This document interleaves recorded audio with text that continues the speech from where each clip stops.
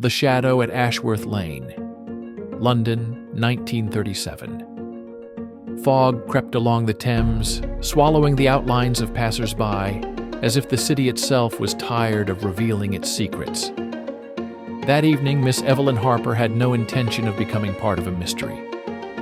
But fate had other plans. She had come to Ashworth Hall, an old countryside estate, to interview a famous antiques collector, Mr. Henry Morton, a man with impeccable manners and an unsettlingly calm smile. The house greeted her with cold air and the faint scent of candle wax. Portraits with faded faces lined the walls.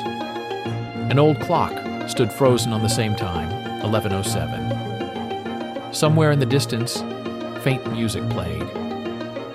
"Welcome, Miss Harper," Morton said softly. "I do hope you're not afraid of old houses." "Only if they have ghosts," she smiled. "Then you'll find this one fascinating." Dinner passed quietly, almost uneventfully, except for one thing. Morton dropped his glass when he heard footsteps upstairs. "Probably the wind," he said too quickly. Later, the maid brought in tea. Her hands were shaking. "Is everything all right?" Evelyn asked. "Yes, miss," the girl whispered. "Just, no one goes upstairs after dark." That night, Evelyn couldn't sleep. In this house, every creak sounded like a whisper from another century. And then she heard it, the sound of soft, measured footsteps above her. She put on her robe and stepped into the dim corridor. The moonlight painted silver across the staircase. A shadow moved at the top. One door was slightly ajar. Inside, nothing but an ornate mirror and the faint scent of lavender soap. But when she approached, she saw words traced by a fingertip on the fogged glass. "Leave." In the morning, she told Mr. Morton. He smiled. "Old houses love to play tricks on the imagination, Miss Harper. Perhaps you saw your own reflection?" But there was something too careful in his tone. She decided to look around. In the library, between books on European art, she found a thin magazine. On the cover, a portrait of a woman with hauntingly familiar eyes. Caption: Lady Margaret Morton, deceased 1929, wife of Henry Morton. That evening, Morton asked her to stay another night. He was charming, attentive, even tender. But behind his warmth was something fragile, as if he feared that one wrong word could wake a memory he couldn't bear. He spoke often about time, how it never really heals, only hides. When the clock struck 11, the sound of footsteps echoed again. Clear, slow, heavy. Evelyn froze. "You heard that?" she whispered. "No," he said, too fast again. But he had, and he was afraid. Evelyn followed the sound. The staircase creaked, warning her with every step. The trail led to the same room with the mirror. The door stood open. On the floor, damp footprints. And on the glass, a new message.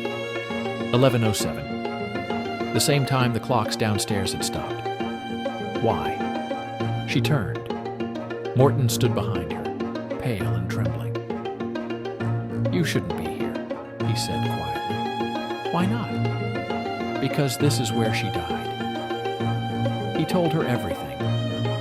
8 years ago, he and his wife had a terrible quarrel. She had discovered his affair with a young reporter. That night, at 11:07, she had thrown herself against the mirror and died instantly. Since then, he'd lived alone in this house, haunted by the sound of her footsteps.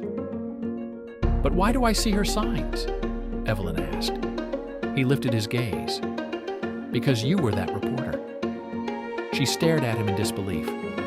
"That's impossible." He took a faded photograph from his pocket.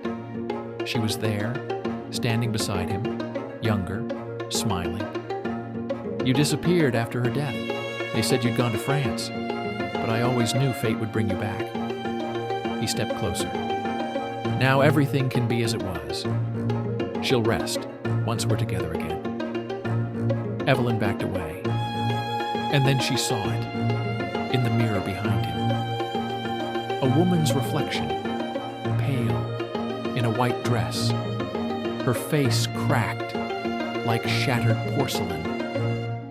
Morton turned, and the mirror splintered. He fell, as if struck. When Evelyn knelt beside him, he was gone. On the broken glass, through the web of cracks, words appeared. Now, peace. The next morning, police found Evelyn by the road, soaked, trembling, in shock. She told them there'd been an accident. They found Morton's body and the mirror, shattered from the inside. Evelyn never returned to Ashworth Hall. She left journalism and moved to Italy. But sometimes, passing by antique shop windows, she sees her reflection. And just for a moment on the glass, appears the same time, 11:07. Every house has a shadow, but the darkest one is the one staring back from the mirror. Thank you for watching. Like, comment, and subscribe for more stories. We'll see you soon.